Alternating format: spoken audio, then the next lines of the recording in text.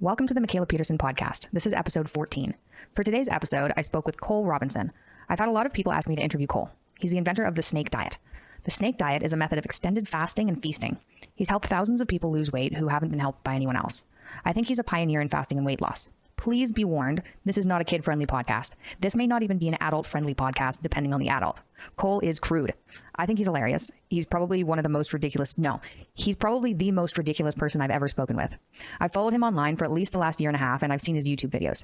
They're loud and crass and rude, but man, does he help motivate people, and wow, does he ever see results. He gets absolutely destroyed by the mainstream news because he's ridiculously extreme, but he's saved lives.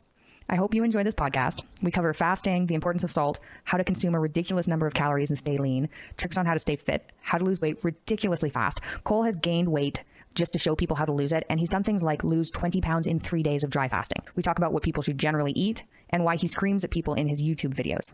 Hope you can stand this podcast. Thanks for having me on. So we should probably just get started by, if you could give my audience a bit of an intro about who you are and what it is that you do, that'd be good. Okay, to sum it up, I help people with weight loss mainly, just general health and fitness, and I help people, teach people how to beat eating addictions. If there is such a thing, I guess. A lot of times it's life issues that lead to eating, I believe. But I help people, teach people how to fast, all sorts of different types of long fast, dry fasting. I'll promote that. I promote fasting on salt water, which would be the snake juice. I help people beat health issues. I've dealt with people, mostly obesity, but you got cancer, diabetes, all the right. And then I'll use all different types of macro routines and diet routines, cut carbs, like I deal with guys with performance, sprinters, anything. I just build a lifestyle around fasting. The one thing that's always common with me is the fasting focused lifestyle. Some people fast longer than others. If they're super fat, I'll have people fast. I don't really promote anything anymore longer than 7 days, but I'll have like the performance guys, I'll even have guys do 2 meals a day, no snacks. It all depends what their goal is. Right? I just build something around the goal, and the goal will change. Maybe they're 500 pounds and they get down to 300. Now they're walking more, and now they got to maybe eat a little more often, so we'll just adjust it accordingly, right? So how did you get into or learn about these extended fasts? I was a fitness trainer at one point, and I was basically training mostly women, and it was always the same bullshit, right?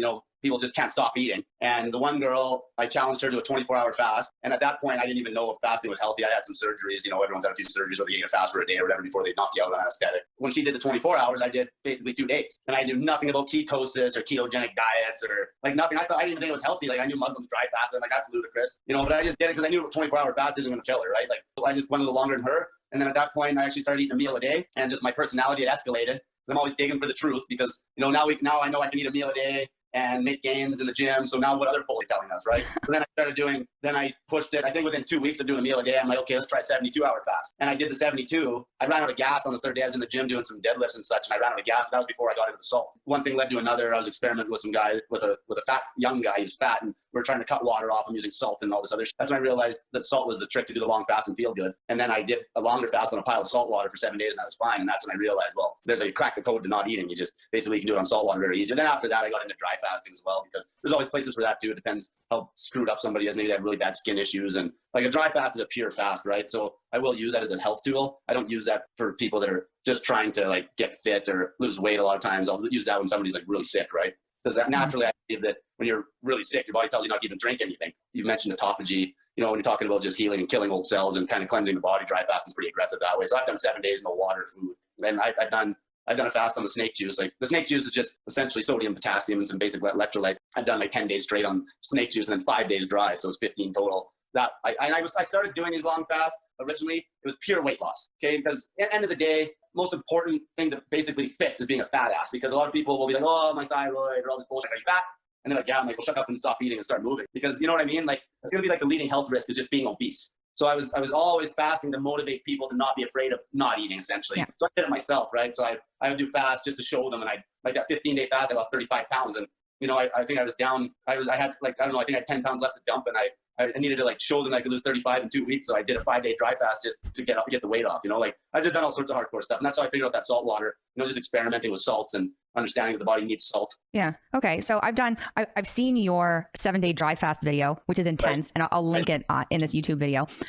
So I've tried dry fasting, and I think I've done 36 hours or something. And then I decided that doing it with salt water was way easier for me. Well, doing 36 hours isn't so bad for a dry fast. That's not so bad, but anything further than that does not make me feel very good. So I started experimenting with salt fasts, and I know for your snake juice recipe, it's way higher in potassium than what I do. So I'm wondering why you decided to go so much higher on potassium than sodium. So the way it works, like I've done so much experimentation, just obviously you learn, it depends on the person, how fat they are, right? But if you want to get into talking about like those two salts, potassium is going to be fairly fixed. So let's say on the day, depending how active you are, if you're getting in maybe 2,500 to 5,000 milligrams or something, like a fairly fixed number. But the sodium, that sodium, I run days where I'll run 12,000 milligrams of sodium in a day. And that's me eating like 6,000 calories, strict 20/80 keto. The snake juice essentially is mainly a potassium supplement. It's easy to get sodium. Okay, sodium's easy to get. It's free. It's cheap. You can get whatever, just pink salt, whatever you want. But the potassium, I have a bitch of a time. Some people can't get it. So you got in the snake juice, basically I got the ratio about 1-to-1. So like say if you were going to do a straight fast just on the packets, you might take like 3 in the day. But if you're going to like be super active, you just make sure you have like a can of sodium too, like a can of just, sodium chloride, regular salt, and just hammer that back, because you're never going to you're not going to sell it as a supplement. It's salt, right? You know what I mean? Like people just got to understand that essentially as long as you keep your sodium nice and high, like with you, that's why you get away. That's why most people get away with the lower potassium number. Like even me, the potassium on the day might be 5,000, but if the sodium's up around 8 or 10,000 because I'm sweating like a pig, biking or whatever all day long, then as long as the sodium's high, you won't dump potassium. So what happens when people sweat, like when people are moving and they're fasting and they're actually trying to move, if you lose all the sodium because you didn't keep it up, then you will dump everything else. That's the problem. So as long as the sodium's really high, then you'll hold the rest of it fairly well on a fairly long fast, and you'll feel good. And how do you know if your sodium's high enough? I actually get people, if they want to make damn sure, taste your piss. Like just dip your finger in your piss. If your piss tastes a hint salty, you're good. If the piss tastes like flat and you're holding water, classic. They'll start guzzling water because their body's like wants the salt, but there's nothing there, so they're guzzling water, and there's a hormone called aldosterone that'll make you try to hold on to water because you're trying to get salt, but there's nothing there. So then you'll blow it up and you'll hold all this water weight. So that's one of the reasons why a lot of people are holding all this water weight when they fast. Your insulin's low and you'll dump salt, like you crank up that sodium, and then you have energy like crazy when you're on a fast, right? And so most people, like I say, if most people think that sodium makes you hold water, which is actually bullshit. So what'll happen, say you take somebody like yourself, you're on a fast, the sodium gets low and you're drinking a bunch of fresh water just because you weren't getting enough sodium or didn't know any better, you'll blow it up. But then what'll happen, I come along and I'm like, Mikhala, taste your piss. You're like, it doesn't taste like all but water. So then I'm like, then I'll have you cranking sodium for like 2 days straight, like big volumes, like maybe get you taking 6,000 to 8,000 throughout the day so you don't get diarrhea. And then you'll taste your urine in a day and a half and it tastes salty. Then what happens is you start dropping the water because now your body's like happy again and it starts unloading that water weight. You might blow it up at the start for like a couple days because you're cranking the sodium with water, but that's why you can almost dry salt load somewhat too. If you know you're holding water, you can actually just knock the salt in your mouth. You don't want to do that with potassium because it'll burn your skin, but you can definitely throw some sodium in your mouth and kind of, you can mix it very, very concentrated, right? Just you don't want to give yourself diarrhea, but then that's how you drop water. And then at that point, keep the salt really high, especially like somebody like you, if you're eating, strict carnivore, or like, especially if it's keto carnivore. So keto, the macros are like low protein, high fat. You want the salt high, really high. You want to be like just a salty bitch. You know what I mean? You just want to be salty. No, you really you should be able to feel the salt burn your eyes when you sweat. You should taste it if it dripped on your tongue off your nose if you're sweating, but the urine never lies. Most people won't do it, like maybe, but you just taste that and that's how you know. And that's when you'll feel good, because I know most people, they'll be on a fast, they'll hit about day 3 because they came off some carbs and they're holding lots of salt, and they start dumping salt because they get into ketosis. Usually it takes about 36 to 48 hours. Type 2 diabetic, which I will say to people that are watching this, they're type 2 diabetics, you're just a fat pig. The type 2 diabetes is a joke. It's just your liver's fatty, lose weight, and you'll heal, right? But sometimes their blood sugar's elevated to the point, like if they're running a really high blood sugar because they can't clear it fast enough, they might take like 72 hours to get into ketosis because it takes a while for the body to chew up that blood sugar. I've seen people that were extreme that have actually took 4 days to get into ketosis. They were basically, because their blood sugar was so high, like 420 millimoles per liter, or like milligrams per deciliter. If you're talking like 200, those high numbers. But it takes them that long to chew the blood sugar down. Then they get into ketosis. Then they start feeling good because they go through those sugar withdrawals, and then now they're just burning straight body fat.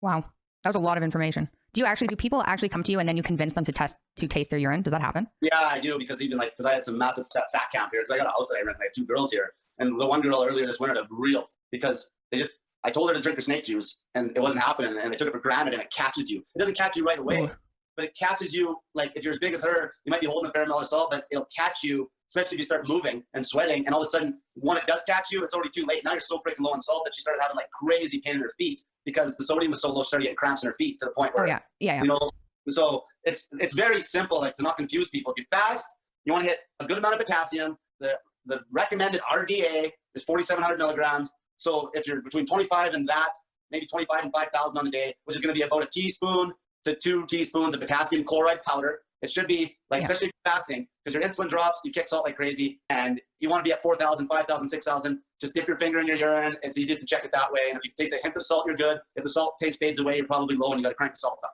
And somebody who watches this is going to do that, I'm sure. Well, it's how you always know, right? Like it's, especially if you're talking like people I deal with, like I deal with people that are 600 pounds. Yeah, So that's not a joke. Like this might sound crazy, but the big girl that's at the house here, I had her load on 10,000 milligrams of salt for a week every day. And she was 430 pounds. And most people are like, that's ludicrous. What are you going to give her a heart attack? Like she was that low. So I told her to, and I didn't care about the bloating that would happen in the beginning because she's taking it with water. So a good rule of thumb, you want to be probably about 2,000 milligrams per liter of water that you drink or liter of fluid. And that's how I do it. Because that's an old, like even I'll even mention his name, like even Stan Efferding promotes that same ratio. And there's a whole article if you look up on T Nation. Actually, when I started fasting, that was the original article that a buddy of mine sent me to try to cut water weight off this fat kid I was helping. And that's how it all started. And that article talks about the salt. I think it's called The Salt, Your Secret Weapon. Now, it's been 4 years ago I found that article. And these athlete coaches were having these guys make sure they get in 2,000 milligrams for every liter of water. And some of them are drinking 4 or 5 liters a day. So that's like 10,000 milligrams, right? Way higher than people would think. And that's a lot of the reason why people feel like we need sodium. But most people now, if you're completely sedentary, obviously it's going to be less water too, right? So if you're only drinking 1 liter of water in the day, then you're only getting 2,000 milligrams of sodium because you're not sweating because you're sitting on your ass. So yeah, that's funny. My experience with a carnivore diet, and I went from paleo to keto to carnivore, right. And my salt was a disaster probably for 5 months on carnivore, and I didn't know that it was an issue. I was salting the hell out of my steaks, but I wasn't adding any to my water, and I was so thirsty. Like there were days I was drinking 7 liters of water, and I didn't realize I was just missing salt trying to drink salt with unsalted water. And that's where most people are screwing it up because even sometimes, like I don't know, I kind of my diet right now, I'll go like some days 0 carb on a meal, some days I'll go 2 big meals with a little bit of fruit. You know, like I'll kind of bounce in and out of ketosis all the time. You know, and it depends on coaching. Maybe I'll even have them eat a bunch of carbs if they want that real explosive strength. But the salt, like you said, if I was eating like a couple of ribeye steaks on a night or something like that, like you think you're dousing them with salt, it's not enough. Yeah. Like we're talking, if you're eating like a kilo or say 800 grams of steak and some guys eat 800 grams of ribeye steak, it's probably about 2,400 calories or something like that. Like you should be probably taking 2 actual teaspoons of sodium and dumping it on the steak. You know, like most people aren't even close. And you have to be really high when you go low carb. Because I know I've done experiments with eating a crazy amount of meat, and you can definitely elevate your blood sugar with meat. Yes. I ate 5 kilos of steak one night in one sitting, and my blood sugar was elevated a full point for like 14 hours. I checked it every hour. So that's why some of these carnivore people, I believe like if you're trying to get the best health aspect, you want to make it truly keto carnivore if you're trying to do it that way, which is going to be 20-80 macros. As soon as you start going over 20%, your protein's too high, and especially if you're trying to cut on carnivore, if you're trying to drop the calories down, now you're getting into basically a rabbit starvation style diet where the protein's sky high and there's no fat. That's the whole point. You keep the fat and salt high, it kills hunger. That's the only way to truly kill hunger is with crazy amount of salt, high fat, low protein will kill hunger. And that's why I use that. Just a tool I use. You know, it's not like I have everybody eating that way, but that works very well for your average fat person that's eating every 4th or 5th or 6th or 7th day. I'll just eat them. Basically, bacon works perfect. So whatever works. If they're going to eat a pack of Johnsonville sausages and they're hitting my salt count and they're hitting my fat and protein count and they're losing like 50 pounds a month if they're 400 pounds, do that till you have no weight left to lose. Then you can screw around with your diet once you're down at a proper body weight, right?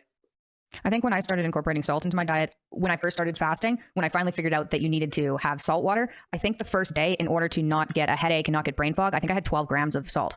Way down. Yeah, and if you're that low, you know, I had one time where I had 18,000 milligrams in like my weight. I believe this is how I figured out dry fasting. It's funny, you do one experiment that leads you to the other. But I had the kid that was like 300 pounds. I'm trying to cut him, and I have him taking all this salt, and we're doing 48-hour fast on straight meat, actually. I'm like, well, if he's doing all this salt, I better do something. And I feel guilty, right? So one night I pounded back 18,000 milligrams of sodium, and my weight went from 164 pounds up to 178 in like 4 hours. And I was so bloated up. I was so bloated up that my veins in my forehead were popping out, and I had like a headache for 6 hours. But then I had a powerlifting meet coming up in like 5 days, and I'm like, I'm not going to make weight for this meet. I need to be 163, but I'm not an idiot. I knew that it was just water. So that's when I did my first dry fast, and I didn't even mean to dry fast. I didn't drink water for 3 days, and I just pissed out all the water. So that's why I figured. So it's just one thing always leads to another. You know what I mean? Like you experiment and learn. This is probably something I shouldn't tell my audience, but when I'm super strict carnivore because I've got an autoimmune condition that is controlled by it. But I went out to eat when I was still super sensitive to spices and things. Right. And I got hit at a restaurant and I didn't know what they put on the steak. And I went back and I was like, how do I make myself puke? I don't want this in my body. I don't know what it is. And I like one of my friends texted me and they're like, didn't James Bond take like a tablespoon of salt or like, and that makes you puke? Yeah. Well, it turns out that doesn't make everybody puke. And I get like crazy. I thought I was going to die. Like I've never had a migraine like that. I feel like I could feel my brain separating from my skull. And I was just like, I deserve this. Yeah. Like even for people watching this. So I always tell people, like, you know, obviously we got the snake juice packets and people can buy, but I always tell them you can go to the grocery store and make your own snake juice, right? Just go buy the salt and make it. And you can do whatever you want. So I had a girl, this was way back. And of course it's always the easy road, always leads you down to bad results. So of course she didn't like the taste of the potassium powder mixed in the water. So she threw it in some plastic capsules and started telling me that she had a stomachache, right? So of course, I'm like, well, I tried it. So I took like 5,000 milligrams of potassium in plastic capsules. Within like 15 minutes, I had but not just a gut ache. It felt like someone was burning a hole in my gut. And I went to the bathtub, and I probably should have tried to puke, and then I would have got it out of my gut real quick. And I didn't. And I'm laying on the floor in like a fetal position. And at the time I was living with my buddy, and I'm like, I thought maybe he was gonna have to take me to the hospital, get my stomach pumped. And what I ended up doing, so don't put potassium chloride powder in a capsule and take it. Always mix it in water, or you will give yourself a stomach ulcer. So I gave myself a stomach ulcer, and I tried everything. So I was in pain. Like, it's like, well, how the hell am I going to fast to actually try to heal if I've got it? As soon as the food's out of your stomach, the stomach acid hits that ulcer. Because people don't understand how stomach works. You got like your mucus lining, and that protects your stomach from the stomach acid. So if you got a hole there, the acid now is burning the actual stomach lining. So what happened, like, it was big and deep, and I found this unbelievable. If anybody's watching this has ulcers or ulcerative colitis or anything, I found a write-up about a guy who had ulcers for like 20 years, and he tried to kill himself one night when his wife was at work, and she got rid of all the sleeping pills, and they had a whole bunch of cayenne pepper in the cabinet in the bathroom. And he pounded all this cayenne pepper thinking it would kill him. And he put like a pillow over his face. He was talking about this. And then the next day, his wife actually had to wake him up. It was the first time he slept in like 20 years. And so I read this, and I start digging into the reason why. Because that capsaicin creates like mucus, and it almost acts as a local anesthetic on the open sore in your gut. So then I was like, well, this sounds ludicrous, but I'm going to try it. So I went to the health food store, went and bought a bunch of high-test cayenne pepper capsules. And again, I don't take the capsules ever. I open them up, dump in the water, and drink it, right? I drank probably 2 capsules full in about 500 ml of water. Probably within 5 minutes, the pain was gone. And I'm like, unbelievable. And then so what I did is I just fasted for about 3 days on cayenne pepper. And that's how I started throwing the cayenne pepper in the salt water. And then also, and so I healed the ulcer in like 3 days with fasting and cayenne pepper. It was unbelievable. Unbelievable. Like, I was in pain. I thought I was going to have this for the rest of my life. Because there's people that just don't know how to cure an ulcer, right? And then the cayenne pepper, obviously, it cranks your metabolism up. So when you're fasting on snake juice or salt water or whatever, cayenne pepper, if you can handle it, it cranks your metabolism. You can see you dilate your blood vessels. It's excellent for you, right? If you can handle it. And obviously, I get people to pull coffee. I'm 110% against coffee. I've experimented with coffee to the extreme, and it doesn't give you nothing positive. The negatives completely outweigh the benefits, like 10 to 1. Like, so, because that causes a lot of stomach problems when you get like 40 years old. These coffee addicts get a hold of me. We start eating food, they can't digest, and they can't have proper bowel movements. So they're like reliant on the coffee to have bowel movements because it drops your HCl levels. It drops your stomach, your natural HCl levels, because it's so acidic naturally that it makes it so your body's like, I don't need to produce my own acid anymore. Kind of like a guy that takes tests. It's like, your balls are like, I guess we don't have to produce testosterone anymore because he's taking tests. So your balls shrivel up. Same idea. So like coffee, and not just that, if you're already sleep in your deep sleep cycle. That's why I'm like number one, sleep is number one. If you aren't getting your sleep, I don't care what you're doing, your lifestyle sucks. If you can't sleep, you got to fix that first. Sleep, and then exercise and diet. Like, that's, So you start with sleep. That's interesting. It's number one, because you won't heal nothing if you can't sleep. It doesn't matter if you're like, obviously you'll see some results from a diet that's working for you and fasting. If you can get your sleep in check, that's when you really heal up. So whatever it takes to get your sleep in check. So, get up at 6, go to bed at 10, rise and sleep with the sunlight. Like, dark your room out. Like, get rid of all the noise. I do not break my sleep for anything anymore. Anything, period. Like, the biggest celebrity in the world want to do a podcast with me, I will not break my sleep for it. It has to be on my clock, because I know how I feel. And when you get very used to feeling that good, you just feel like, it's almost like when I still used to be a piss tank drunk years ago. It's like you're used to having hangovers. So then when like, a hangover just killed me because I'm not used to it. But back then we had one every week. So it's like, it's the norm. But once you feel this good, like, most people don't know what it feels like to feel good. They don't. They don't know what it feels like to be like elite level, not elite, that's like talking athleticism, but like that top level of health. They just don't understand what it feels like to really have a good sleep. That's why a lot of people that drink a lot of coffee, they're like, I slept good. You don't know what it feels like to sleep good if you're a coffee addict. You just don't, until you actually cut the coffee long enough that you have a real natural sleep. And then you will understand what I'm talking about, how good a deep sleep feels, where you wake up, where you've slept so deeply that like you're drooling on the side of your face, like you're almost in a coma, right? You know what I mean?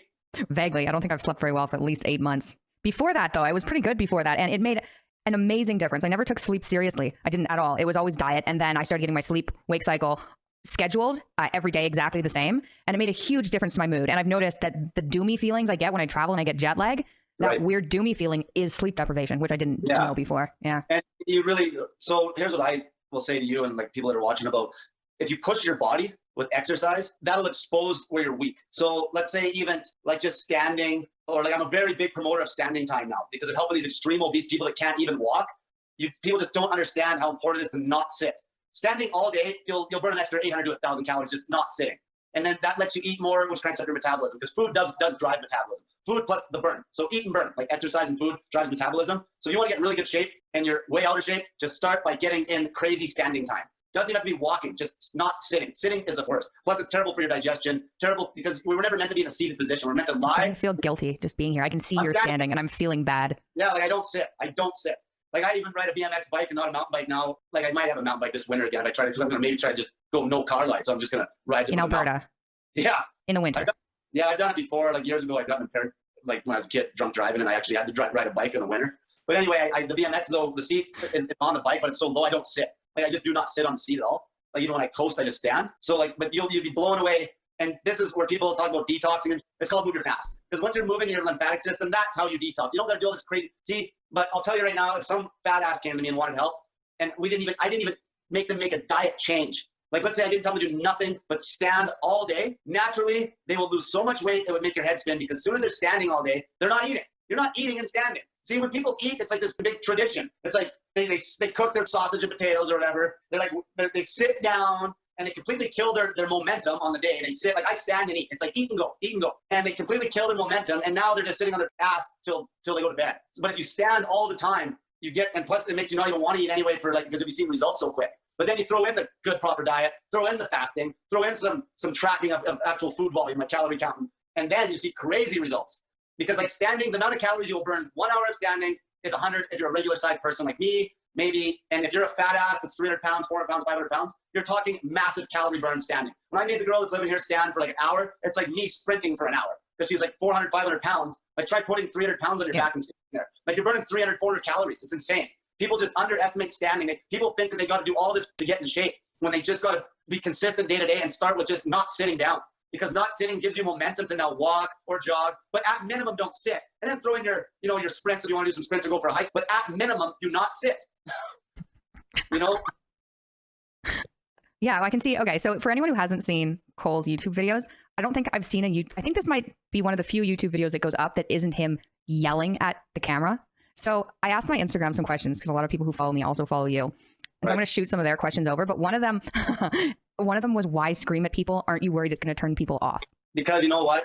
That's a very good question. When I yell at people, you know that the people that are going to actually follow me and do what I'm about to do are not pussies. So then what happens? Let's say like put it in context with numbers. Let's say there's 1 million people and I'm so hardcore that only out of 1 million people, 1,000 people love me. Those 1,000 will get amazing results. The other people that we're playing will be calling them fat pig. Those people are going to be useless anyway, and they're not going to get a result. But you know what happens? The 1,000 that get the crazy result are going to motivate the other 999,000, and they'll be like, I got women. They're like, I hate Cole, he's a prick, blah, blah, blah. And then they actually got a hold of me, and they're like, yeah, I hated you at first, and then just spite you. I did your diet just to prove it doesn't work, and I lost 10 pounds, and they're like, I love you, Cole, after. Like, so end of the day, it's about, you got to be polarizing. If you're polarizing, that's what'll get the people to follow you that are going to get the best results. And then you get such a crazy result with somebody that's morbidly obese that result, like the before and afters, shot this because I get everyone to take pictures. I actually coach, right? Those before and afters will just motivate the crybabies because they can't dispute the result. Yeah.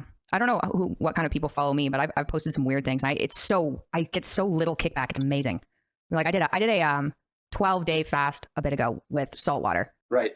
And I didn't get any, like no one said anything. Isn't that weird? Like, I don't know if he follows me or if they're just desensitized or like beef girl. You know what's happened now? So I believe it was like, I used to be radical pumping long fast, all right? But and then people now, like you get fasting zealots, you get keto zealots, carnivore zealots, vegan zealots. I use everything, right? I'm never married to one thing. But in the beginning, when I first started fasting, I was the first guy that like pounded long fast, and I had to do it with this personality, like character, or else they won't do it. So I had to fat shame the struggle to get them to do it. I'm like, you're a fat pig. And so like, and then I showed them with my own body. I did the experiments and I showed them results, and that's key. And then they're like, okay, this guy's a leader, and he did it himself. He practices what he preaches, and we'll try it. And so then they did it. But in the beginning, you got to be, if you're trying to push a radical, something in the moment that's radical, like say even fasting for 3 days at that moment or 7 days, you're never going to be like a mainstream doctor. Be like, could you please fast for 7 days? Can you please just try it? That doesn't work. So then but then slowly what happened is it got mainstream. Like I was a little guy and there was big guys copycatting me, and they're like, then I'm promoting these crazy fasting regimens like death fasting, and where you go dry fasting and get a sauna. But anyway, I was pushing stuff so radical that they're literally pulling my YouTubes off because it was like, but yeah, so we got, like you said, because you did 12 days. At this point, 12-day fast is nothing crazy anymore. Like there's people that have done like 60 days. I think I get a hold of me that did a 16-day dry fast. Like that's hardcore. He's not even way overweight. He did that when he only had maybe 10 pounds to drop. Like hardcore. Like I did a 5-day dry fast one time. It was probably the hardest fast I had ever done. Because I went into that dry fast probably like at 7% body fat. And I could barely walk up the stairs after only 5 days dry, but I went into it so lean. Like not like some of these other ones where I literally gained 30 pounds just to do it. That one, I just did it.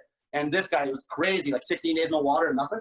pretty hardcore. So that's why you're not getting so much backlash now, because fasting's all over the place. And I'm sure there'll be magazines out soon that'll even say fasting on them. Mm-hmm. And it goes hand in hand with keto. Most people that are actually smart, they're fasting most of the day that eat keto, most of them. Yeah. What was the guy trying to heal? A lot of times, tumors, skin problems, like really extreme skin problems. Dry fasting works amazing. I had a woman that she got an infection like on her ass cheek. She got cut, and it wasn't getting bad after 2 days. She got a hold of me, and they wanted to give her a bunch of antibiotics. And I'm like, I told her just dry fast for 3 days, and it was absolutely amazing how it just healed up. It was like the infection was going down her leg. It's just an extreme version of healing. And so you're not going to go start pumping iron on like a longer dry fast. You know, you're not going to go. It's not what it's about. So I'm trying to, but I have done dry fasting routines myself. I did a routine one time for a whole month where I dry fasted 48 hours every refeed. And I was refeeding on like a normal amount of meat and just a pile of fruit. I was doing 48-hour dry fast and exercising the whole way. I did a month where I did bacon and cucumbers. So I did like 1 kilo of bacon and like 2 kilos of cucumbers every night, about 5. And I dry fasted all day and trained, and I felt like $1 million because I was hitting that big, huge salt load. And then the cucumbers, I was hydrating myself with cucumbers. I wasn't drinking any water. I didn't drink any water for a month. I literally just ate the bacon and ate the 2 kilos of cucumbers. That is so cool. I believe that now with all the stuff I've done, I believe that if you lived in somewhere where you had really clean ocean water, I believe that you could basically live with no fresh water if you were eating some fruit, like just whatever, oranges, watermelon, and then your meat source, and you would basically be able to live just with the ocean water and the fruit. That would be enough water volume. Very little water you need if you got ocean water and some fruit. Because ocean water is a little bit stiff, because I looked at the ratios, and it's still stiffer than the 2,000 milligram per liter sodium, but it ain't far off. See, I wish I want to do that experiment sometime if I'm at an ocean where it's clean and just see how I feel on really stiff ocean water. Because I got a feeling that I'll just piss out most of the extra sodium anyway when you're balanced. Yeah, that's actually really interesting. I wondered that too, because I don't generally do the 2,000 milligrams per liter. Yeah. I do 1,000 milligrams in like a cup. Like and I find that if I drink water that doesn't have salt in it now, I get dehydrated instantly. I can't have unsalted water. But the best way to still get sodium in is going to be like if you're not like overweight or whatever, you're just leading a fairly normal lifestyle like you, going to be just getting as much as you can with the meat you're eating, right? Can I go on the next question? Was there more that you wanted to add to that? Well, I was going to say, go ahead.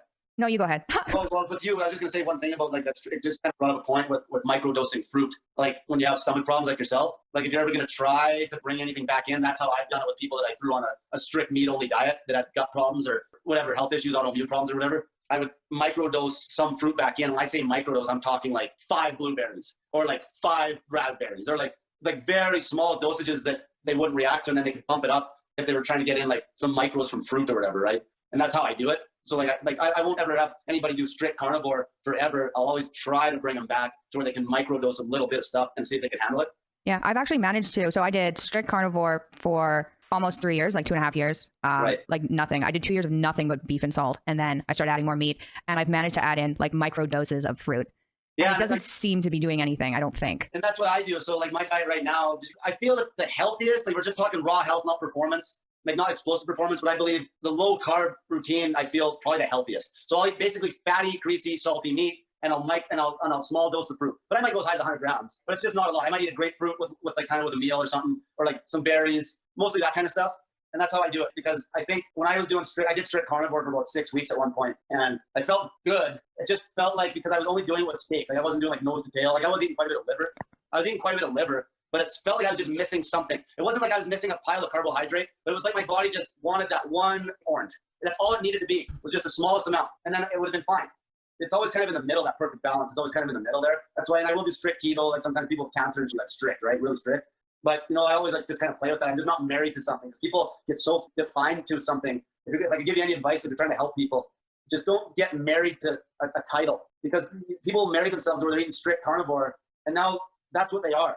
And now they're scared of the judgment to go away from that even slightly from their fan base. And I get ridiculed all the time, because I'll tell people like the fat people fast longer, but then the people that aren't as fat, got people eating a couple meals a day some days, OMAD, 2 meals a day. It depends, maybe even 3 meals a day. If they're radically on the top end, where they're eating like 6,000 calories, that's 3 2,000 calorie meals. I'll still try to keep it in 8 hours. I was doing that. I ate 6,000 calories, even 7,000 some days for 2 weeks. I was showing people how to crank their metabolism up really fast by eating a lot and just burning it off no matter what. And I was eating 3 2,000 calorie plus meals a day, like essentially low carb. Like that's, you know what I mean? That's like, who eats that much? That's because I had to, because I was doing that much activity, right? So yeah, I'll link that video. There's a video on that I think that I've seen too, and that's when you were standing. Yeah, I actually wanted to ask you about that. How do you burn through that many calories? So basically, like my day, what it looks like. So say that specific day, if I'm like just gonna go ham. In my opinion, fasting, like I'm fasting right now, but in my opinion, If you want the best performance, eating breakfast is important, like is number one, because it cranks your metabolism up right in the morning. A lot of people, if you do fasted cardio, in the moment, you may burn more fat with fasted cardio in the morning, but on the whole of the day, if you eat a big breakfast, you'll actually burn more energy as a whole if you eat the breakfast, because the breakfast lights the fire in the morning. And there's been actual studies done on that. So I always have the best result if you're fat is if you can eat breakfast. If you can just stick to breakfast until you get so lean that you have to either eat breakfast and a dinner, or maybe you eat one meal at like 4 o'clock in the afternoon. Like that's like me right now. If I eat OMAD, like one meal, I can't just do one meal at breakfast right now because I'll just run out of gas and I'll be starving to death at night. So if I'm gonna do one, that's a healing day. That's a rest day for me. If I fast in the morning, eat at like 4 o'clock and then train. But those hardcore days where I eat like 7,000 cal, right away I eat and I go bike for 3 hours. I just go for a regular, not a hard bike ride, but I'll do a couple hills and I'll just bike all over the downtown by the river in Edmonton for like 3 hours. I'll even go to one of the playgrounds, like because it's COVID-19. I haven't even used the gym at all. I'm in the best shape of my life right now, just living like I did when I was 16 years old with my buddies cruising around on BMXs all day. And I just go to the park and I'll do some pull-ups, like just hit a few pull-ups, hang upside down. I don't train anymore. I play. I quit training and I started playing again. I tried to become a kid again, because as soon as you get in that frame of mind, it's so hard to get fat. It's impossible. The only way a child can get fat is if their parent is an idiot. Like a kid, if you just throw the kid off the cell phone and throw them outside, the kid, naturally, because they're just so playful by nature, they will be slim, period. A kid will not be fat if you just chuck them outside. They will not. It's impossible. It's because the dopamine addiction from sitting. So I'll just ride my bike, go to the park, do a couple pull-ups, nothing too crazy, like I won't fatigue myself. Then maybe I'll come back and eat that second meal around 1, another 2,000 cal, and then bike around more, maybe take one of the fat girls for a long walk, go to the park again, maybe hit another couple sets of push-ups, pull-ups, or some exercises. I might go walk some stairs for like an hour, just slow though. I train like a farmer. I treat my day like I'm a farmer. Where a farmer, they're moving all day, but they only have a few intense moments. Like maybe they got to throw like a couple hundred bales for 2 hours, but then the rest of the day they're just kind of moving around, milking the cows. But that's how I treat it, so I don't get beat up. And then I do that every day, and that's how I get that crazy caloric burn. I'm not just going in, like I'll go to the stairs where I live, not even joking, but I'll go to those stairs and I'll be walking them stairs so slow that people think that I'd walk on the treadmill at half a mile an hour, and people are asking me if I'm doing therapy. And I'm walking backwards, like so slow that it's like, what are you doing? And everyone else is sprinting by me, that can they come and go every 15 minutes, and they're all fat because they're trying to lose the weight yesterday. And they do not understand that that little bit of intense work that they do for a half hour or an hour isn't a joke compared to my whole day of movement that I do. They'll go train way too intense and either just completely deter themselves from going to the exercise at all because they're all beat up the next day, and they'll go home and just sit there and watch a movie and eat now. And that's the problem. That's how, the way to lose weight is be a kid. Just move all day. So if it's you, just move. Start with not sitting. And even the walking, walk slow. Walk like you're not trying to get anywhere. See, everyone's trying to get somewhere. Just walk like you don't even get it. It's like you're just kicking a can through the bush. If you want to get ripped and have a sexy body, that's the mentality. Don't try to get it yesterday. You just live your life is what you end up doing. And if you got kids, it makes it a joke. Like fat moms are like, oh, you don't have kids, Cole. Get it even more ripped. Like, what the hell are you fat when you're a mom? You should be outside in the monkey bars as your kid. You're useless. Right? Like, I don't even want to get ranting about this because I'll just get pissed off because I see it all the time. The kids are already like, their eyes are so from being on their cell phone because fat mom just gives them the phone to babysit them. So the point is just play.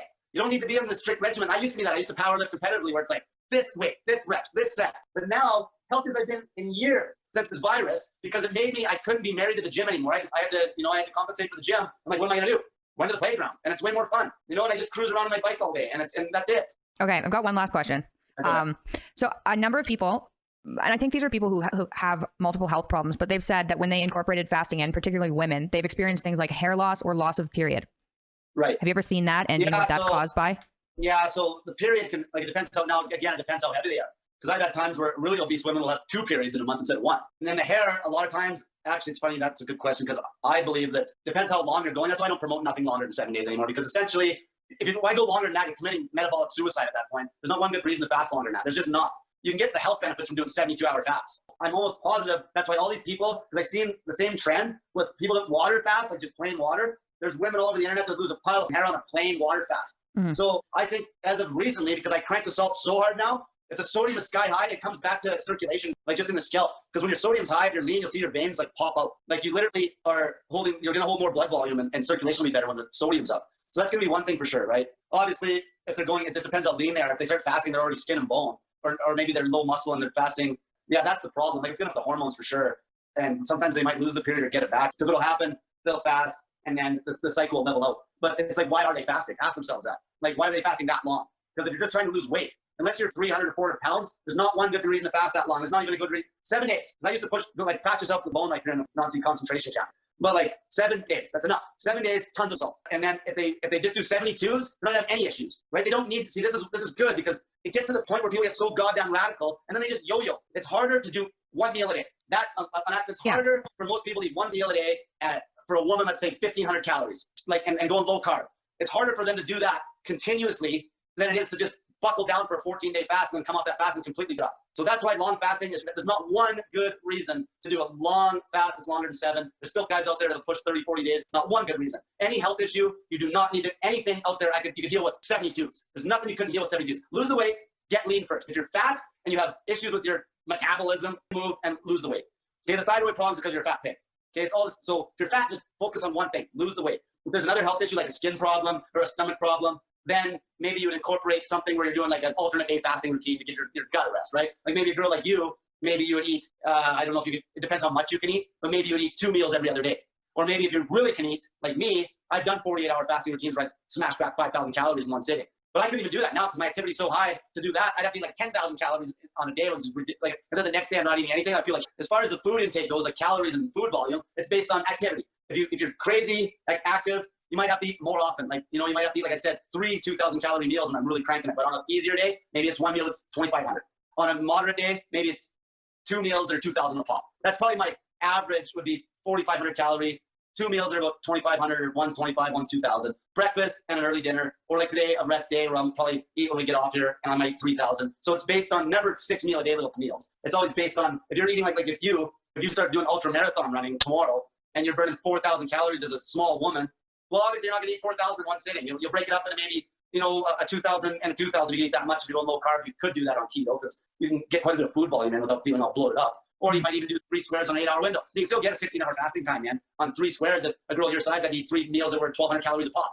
That's a good sized meal, 1,200 maybe at 8, noon, and 4, right? And then that's just on those hard days. That might be a day that you're going to run like 10 miles. And then the next day you might just do OMAD.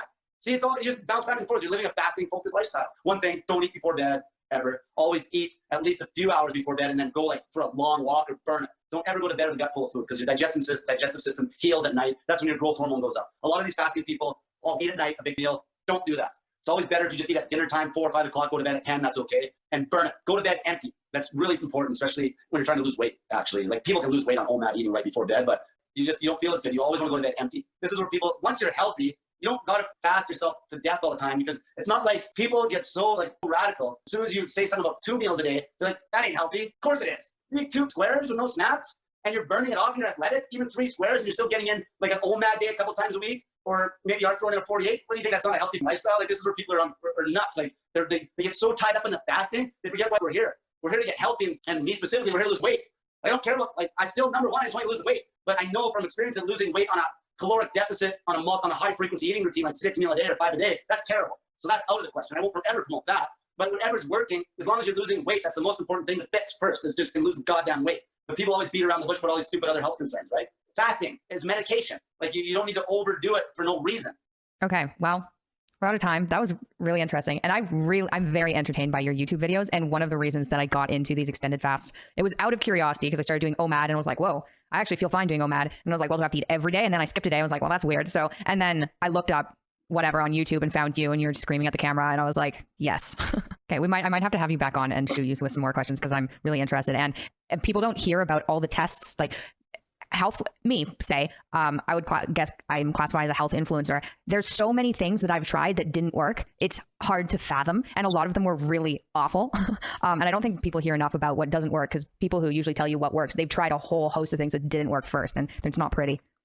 There is one just to close it up. There's like, when we're talking about foods and like moderation and shit, there's definitely one food that I believe, you can still get diarrhea, but it's very hard to overdose on fat. All right. Like you can, fat, like even too much meat will plug you up. Too much fiber from whatever, fruit and vegetables. Like I don't even eat any vegetables anymore, like actual vegetables. I believe low-hanging fruit was very natural. Like who the walk by a raspberry? And not eat it. Yeah. But like who the walk by kale? Everybody. Like that's just a scam as far as I'm concerned anymore. But if you want to eat it and you feel fine, go ahead. But I don't feel that it's natural. I feel that the hunters would have got up in the morning and maybe mulching on a few berries during the hunt and went and killed a big fat pig and then ate the pig. Yeah, that's fair. The other place I see people screw up carnivore all the time is, well, my opinion anyways, I think if you drink milk all the time, you just gain fat. So people are like, well, I'm on like a meat and a milk diet. And it's like, how much cheese are you eating a day? Like I'm surviving off of cheese and bacon and my health isn't improving. It's like, Yeah, Yep. like, okay, that's a good point because honestly, for all your listeners, you'll get a better result eating Spam if you're trying to heal something. You're not going to be eating cheese and milk. Okay, you can. I got right now. I made a video the other day because at least the ratios with the salt and the fat with the store-bought sausages and Spam and bacon, it's bang on.